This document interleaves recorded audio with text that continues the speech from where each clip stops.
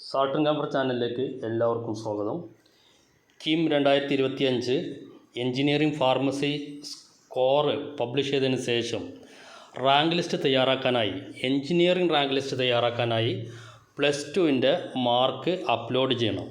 അപ്പോൾ plus two mark upload ചെയ്യാനുള്ള സമയം ഇപ്പോൾ നിലവിൽ ആയിട്ടില്ല. നോട്ടിഫിക്കേഷൻ സിയുടെ വെബ്സൈറ്റിൽ വരും. ആ സമയത്ത് അപ്ലോഡ് ചെയ്താൽ മതി. അപ്ലോഡ് ചെയ്യേണ്ട അവസരം ഉണ്ട്. അതായത് ചിലർ മാത്രമേ ഇത് അപ്ലോഡ് ചെയ്യേണ്ടി വരുള്ളൂ. ബാക്കി പലരുടേതും, അതായത് ഈ വർഷം കഴിഞ്ഞവരുടേതാണെങ്കിൽ അവരുടെ മാർക്ക് ആ ബോർഡുകൾ സിഇക്ക് നൽകിയിട്ടുണ്ടെങ്കിൽ അവിടെ ഡിസ്പ്ലേ ചെയ്യും. അത് വെരിഫൈ ചെയ്താൽ മാത്രം മതിയാകും. അതേസമയം ചിലർക്ക് കഴിഞ്ഞ വർഷം ഇമ്പ്രൂവ്മെൻറ്റ് നടത്തിയിട്ടുണ്ടാവും. ആ ഇമ്പ്രൂവ്മെൻറ്റ് മാർക്ക് അവിടെ വന്നിട്ടില്ല എങ്കിൽ അത് എഡിറ്റ് ചെയ്ത് അതിൻ്റെ പ്രൂഫ് സഹിതം, അതായത് ഇമ്പ്രൂവ് ആയിട്ടുള്ള മാർക്ക് ലിസ്റ്റ് അടക്കം, അത് 2 മാർക്ക് ലിസ്റ്റ് ഉണ്ടെങ്കിൽ 2 മാർക്ക് ലിസ്റ്റും ഒറ്റ PDF ആയിട്ട് അപ്ലോഡ് ചെയ്തിട്ട് അത് ക്ലിയർ ആക്കണം. അപ്പോൾ ഈ ബിഫാമിന് ഈ മാർക്ക് അപ്ലോഡ് ചെയ്യേണ്ടതില്ല. ഞാൻ കഴിഞ്ഞ വീഡിയോയിലും പറഞ്ഞു ബിഫാമിന് മാർക്ക് അപ്ലോഡ് ചെയ്യേണ്ട എന്നുള്ളത്. ഈ വീഡിയോ മുഴുവനൊന്ന് കാണാൻ ശ്രദ്ധിക്കുക. ബിഫാന് വേണോ വേണ്ടേ, എപ്പോഴാണ് ചെയ്യേണ്ടതെന്നൊക്കെ പലരും ചോദിക്കുന്നുണ്ട്. അതുകൊണ്ടാണ് അത് വീണ്ടും പറയുന്നത്. പ്ലസ് ടു മാർക്കിൽ പ്ലസ് ടുവിൻ്റെ മാർക്കാണ്, അതായത് സെക്കൻഡ് ഇയറിലെ ഫിസിക്സ്, കെമിസ്ട്രി, മാത്സ് ഇതിൻ്റെ മാർക്കാണ് അപ്ലോഡ് ചെയ്യേണ്ടത്. അത് 120 വേണോ 100 വേണോ, അങ്ങനെ പല ചോദ്യങ്ങളും വരുന്നുണ്ട്. അപ്പോൾ അവിടെ കാണിക്കുന്നത് എത്രയാണോ അത് കറക്റ്റ് ആണെങ്കിൽ, നിങ്ങളുടെ മാർക്ക് ലിസ്റ്റ് പ്രകാരം കറക്റ്റ് ആണെങ്കിൽ അത് വെരിഫൈ ചെയ്താൽ മാത്രം മതി. അത് 120 100 എന്നുള്ളത് നിങ്ങൾ മാറ്റേണ്ട യാതൊരു ആവശ്യവും ഇല്ല.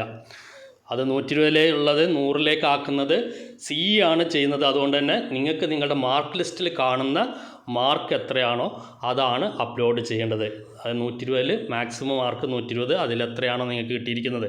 അത് തിയറി ഉണ്ടാവും, പ്രാക്ടിക്കൽ ഉണ്ടാവും, അതേപോലെ സി ഉണ്ടാവും. അപ്പോൾ ഇതെല്ലാം കൂടെ കൂട്ടിയിട്ട് എത്രയാണോ നിങ്ങൾക്ക് ആ സെക്കൻഡ് ഇയറിൽ കിട്ടിയ മാർക്ക് അതാണ് അപ്ലോഡ് ചെയ്യേണ്ടത്.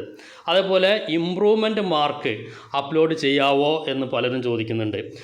പരീക്ഷ എഴുതിയതിന് ശേഷം അതിൻ്റെ മാർക്ക് അത് വരുമ്പോൾ അത് അപ്ലോഡ് ചെയ്യാൻ കഴിയുമോ ചോദിക്കുന്നുണ്ട്. മാർക്ക് അപ്ലോഡ് ചെയ്യാനുള്ള ലാസ്റ്റ് ഡേറ്റിൻ്റെ മുമ്പ് നിങ്ങളുടെ കയ്യിൽ കിട്ടിയിരിക്കുന്ന മാർക്ക് ലിസ്റ്റിൽ എന്താണോ മാർക്ക്, ലാസ്റ്റ് ഡേറ്റിന് മാർക്ക് അപ്ലോഡ് ചെയ്യാനുള്ള ലാസ്റ്റ് ഡേറ്റ് അത് സി നോട്ടിഫൈ ചെയ്യും. അങ്ങനെ നോട്ടിഫൈ ചെയ്യുന്ന ലാസ്റ്റ് ഡേറ്റിന് മുമ്പ് നിങ്ങളുടെ കയ്യിലിരിക്കുന്ന മാർക്ക് ലിസ്റ്റിൽ എന്താണോ മാർക്ക് അതാണ് അപ്ലോഡ് ചെയ്യേണ്ടത്.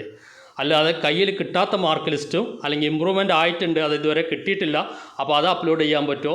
അങ്ങനെ അപ്ലോഡ് ചെയ്ത് കഴിഞ്ഞാൽ അതിന് പ്രൂഫ് ഹാജരാക്കേണ്ടി വരും.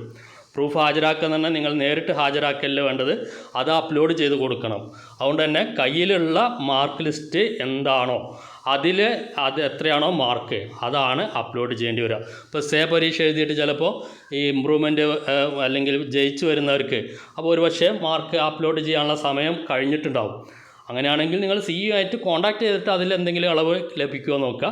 അതേപോലെ ഇമ്പ്രൂവ്മെൻറ്റിൻ്റെ അല്ലെങ്കിൽ റിവാലുവേഷൻ ഇതിൻ്റെയൊക്കെ മാർക്ക് വരുന്നത് ചിലപ്പോൾ സിഇ പറയുന്ന ലാസ്റ്റ് ഡേറ്റ് കഴിഞ്ഞിട്ടായിരിക്കാം. അങ്ങനെയാണെങ്കിൽ പോലും നിങ്ങൾ സിയുടെ ഓഫീസുമായിട്ട് ബന്ധപ്പെട്ടിട്ട് ഈ സിഇഒ അതിനുള്ള സൗകര്യം തരുകയാണെങ്കിൽ അത് ചെയ്തുകൊള്ളാം. അപ്പോൾ ഈ കാര്യങ്ങൾ ശ്രദ്ധിക്കുക.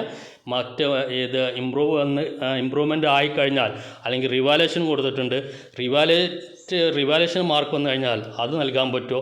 ഇങ്ങനെ ഒരുപാട് ചോദ്യങ്ങൾ എല്ലാവരും ചോദിക്കുന്നുണ്ട്. അപ്പോൾ ഇത്രേ എനിക്ക് പറയാനുള്ളൂ. നിങ്ങളുടെ കയ്യിൽ അതിൻ്റെ പ്രൂഫ് ഉണ്ടെങ്കിൽ, അതായത് മാർക്ക് മാറി എന്നുള്ളതിന് പ്രൂഫ് ഉണ്ടെങ്കിൽ ആ മാർക്ക് നിങ്ങൾക്ക് അപ്ലോഡ് ചെയ്യാം.